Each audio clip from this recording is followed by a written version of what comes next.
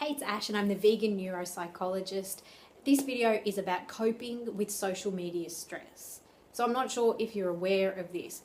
Obviously, social media can cause stress for some people.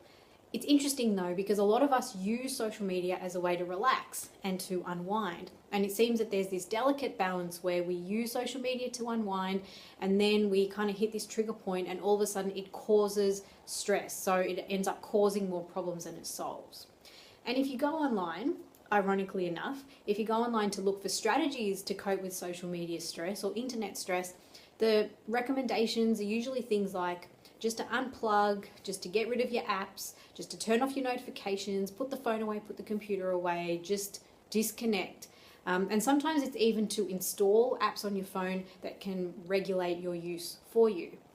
And look, all of these techniques, they're useful, and if you find value in them, then by all means use them. But I do find them disempowering because you're essentially putting all of your power into an app, or you're essentially cutting yourself off from social media completely rather than developing the coping skills to manage the stress. Because like most things in life, there is a delicate balance. Like think about chocolate. Chocolate is a wonderful thing when you use it in moderation. Because with a small amount of chocolate, it tastes good and you're going to get like a little jolt of happy hormones, but it can very quickly turn into too much. And like most things in life, there is a balance of having the right amount versus too much.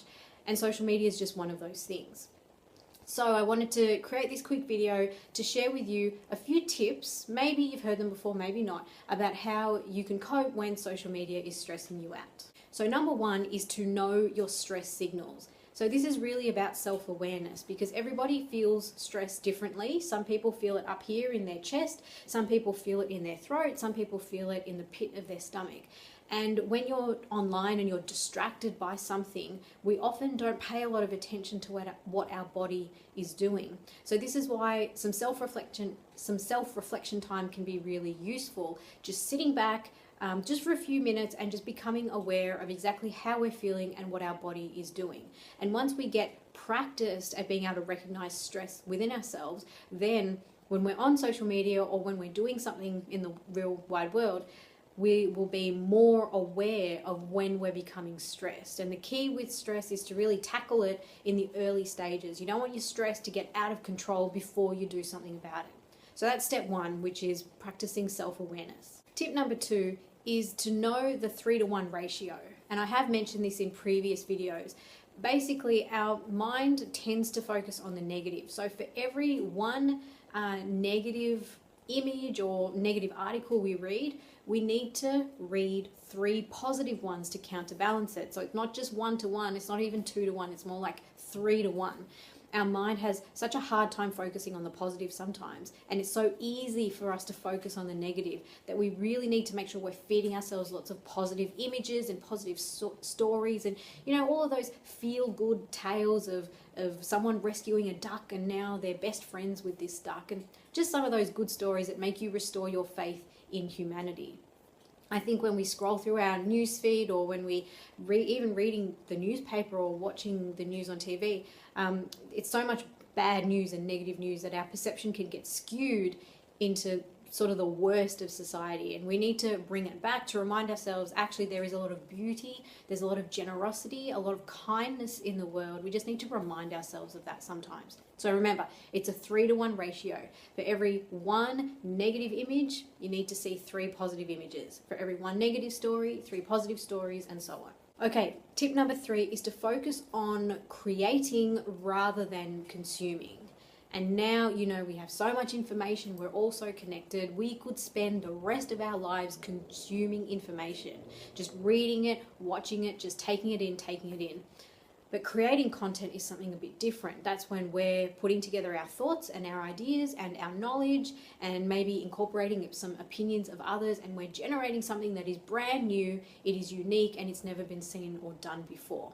So by focusing on creating, it actually shifts our perspective and we start to look at the information we're taking in with a different lens.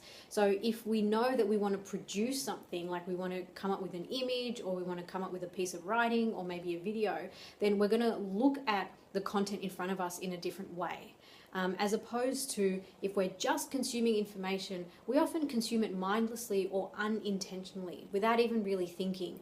And if we're not really thinking about what we're taking in, then everything goes in, including the negative as well as the positive. So by focusing on creating something, it changes our perspective, it changes the filter by which we use to view the information in front of us, and also it gets us thinking in a different way. And sometimes it gets us thinking in a more positive way because we think to ourselves, well, how can I make this better? What can I bring to the table to improve this situation or to contribute here? And the fourth tip is to cultivate other ways to unwind outside of social media. And this actually fits in really well with the idea of creating rather than consuming.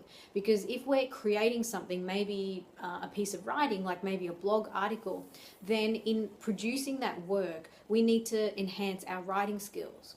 Or maybe we want to cultivate our photography skills or our videographic skills, our video creating skills. And so we can still produce content for social media, we can still produce something and create something.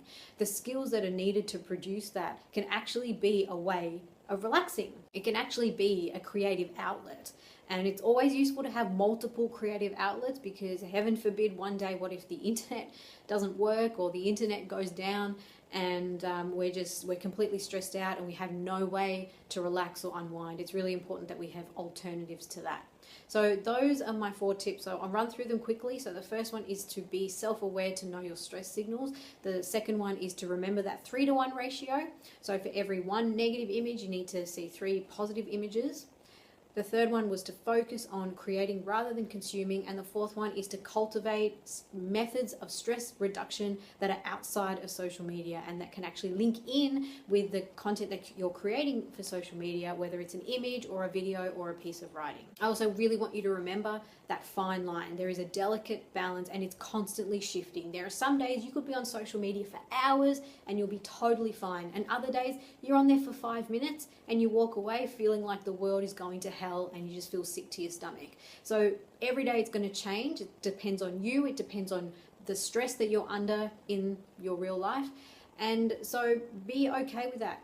Be aware that there are some days you're going to use social media more than others. Maybe there are some days you don't spend any time on social media and there are other days when you'll spend heaps amount of time on social media. It's all good as long as you remain aware, you remain vigilant, and you remain intentional about where you're putting your time and how you're managing your stress.